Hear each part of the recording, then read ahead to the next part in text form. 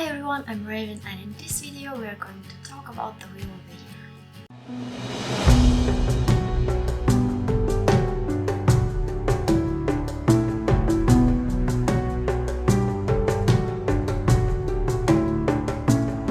Many pagans and Wiccans celebrate Wheel of the Year or the cyclical change of the seasons.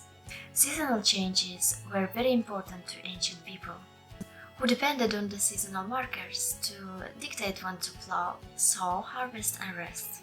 These seasonal festivals have been adopted by modern pagans and interpreted in a variety of ways. For many pagans, the turning of the wheel represents the continuing birth, death and rebirth of nature. The Celts celebrated 4 fire festivals, or cross-quarter days, which are evenly spaced throughout the year and celebrate the transition of the sun throughout the seasons. These cross-quarter festivals are Samhain, when the summer goes to rest and marks the end of the harvest; Imbolc, when leaves are lit at the beginning of spring; Beltane, which marks the beginning of summer; and Lammas, denoting the beginning of autumn. You need to know that in Celtic calendar, the day began at sunset and therefore many of these festivals began at sunset the day before. The Touchmark Emir also stated that the Irish saw the year as being divided into summer from Beltane to Samhain and the winter from Samhain to Beltane. These cross-quarter festivals have been combined with festivals associated with solstices and equinoxes, which came from Norse, Germanic and Anglo-Saxon sources. These include festivals associated with winter solstice, spring equinox, summer solstice and autumn equinox. Authors Robert Graves and Aidan Kelly incorporated all 8 festivals to form the modern Neo-Pagan Wheel of the Year. Aidan Kelly chose Irish names for the cross-quarter festivals, including Lunasa and Bridget, which represents Imbolc, which celebrates the Celtic goddess. He chose Anglo-Saxon names for quarter festivals, which are Yule, December 21, the winter solstice; Ostara, March 21, the spring equinox; Litha, June 21, the summer solstice; and Mabon, September 21, the autumn equinox, named after a character in Welsh mythology. So, the Wheel of the Year is an annual cycle of seasonal festivals, observed by many modern pagans, consisting of the year's chief of solar events, solstices and equinoxes, and the midpoints between them. So next I will go through all 8 of these festivals. The first one being Samhain, October 31, that represents the final harvest before winter. It's a time to honor our ancestors and embrace the darker half of the year.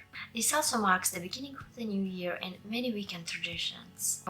Samhain is also called the blood harvest, given that traditionally this is the time when livestock were culled to provide food for the upcoming winter months. Samhain is considered the most important of the 8 Wiccan Sabbats, and is sometimes known as the Witch's New Year.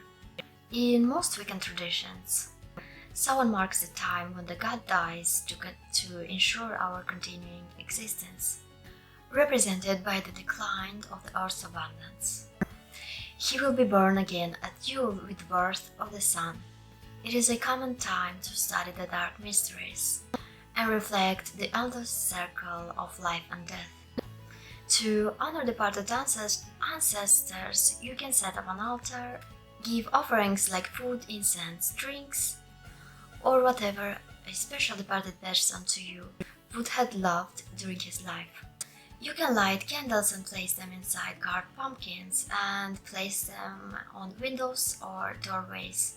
It is supposed to act as a lamp or lantern to guide spirits home.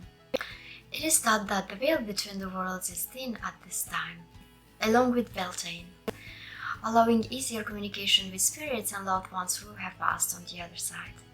Similar to Beltane, it is thought that Volk is very active at this time, pulling pranks after dark. Given that some spirits were not welcome, People were trying to hide their identities by using masks or costumes. Samhain is associated with carved groats, food offerings, balefires and candles, masks, brooms, and the waning moon. It's a time to focus on change, reflection, endings and beginnings, and honoring the dead. It is also thought that divination is particularly powerful at this time of year. The second festival is Yule on December 21. Yule marks the winter solstice, the shortest day of the year. From now on, the days become longer and we celebrate the return of the sun back to the earth. It is a time of renewal and rebirth. In most midwinter festivals around the world, the time of light, renewal and rebirth are strong. In Wicca, it is thought that Yule is a time when the sun child or god of light is born of the goddess. The goddess slumbers through the winter in her labor and rests after her delivery. At this time she is also seen as the ground figure, when the earth is dark and void of life. Yule reminds us that with all darkness comes light, and the ultimate product of death is rebirth. Yule is also the time when it's thought that the Oak King defeats the Holy King in the Battle of the Seasons. The Holy King, who ruled from Litha until Yule, is replaced by the Oak King, who will rule from Yule until Litha. Traditions at Yule including lighting bonfires and candles to welcome the sun's returning light. Symbols include evergreens, holly and mistletoe in the form of wreaths and trees. Yule logs are a Germanic tradition, usually made of oak, pine or ash, and were traditionally lit to symbolize the return of the sun. It was thought that the Yule log must be cut, and a piece of Yule log must be kept for the next year's lighting. Yule represents new beginnings, rebirth, renewal and hope for the future, and is a good time to work on introspection, balance, peace, love and harmony. The third festival is Imbolc. Imbolc is a festival of fire and light, and in many neo-pagan traditions, celebrates the Celtic heart goddess Bridget. It marks the midpoint between winter and spring. This is a festival of purification, light, fertility and new beginnings. It falls around the midpoint between the winter solstice and spring equinox, and marks the successful passing of winter and the beginning of the agricultural spring. It is associated with Bridget in her maiden aspect, and seen as a time of growth and renewal. Imbolc is a popular time to hold initiation rituals, through its association with purification and new beginnings. Symbols of Imbolc include corn and wheat, sunwheels or decorated clouds to celebrate the beginning of the agricultural year. Traditionally, corn or grain dollies representing Bridget were fashioned of stalks of grain and sometimes placed in a bed or basket with white flower bedding. Bridget's crosses were made from wheat stalks or rushes, or hanged in the house or exchanged as symbols of protection and prosperity in the coming year. Fire was a very important aspect of Imbolc, as purification, protection and celebration of the returning sun. Traditionally, hearth fires were put out and relit, and lit candles were placed in each room to honor the return of the sun.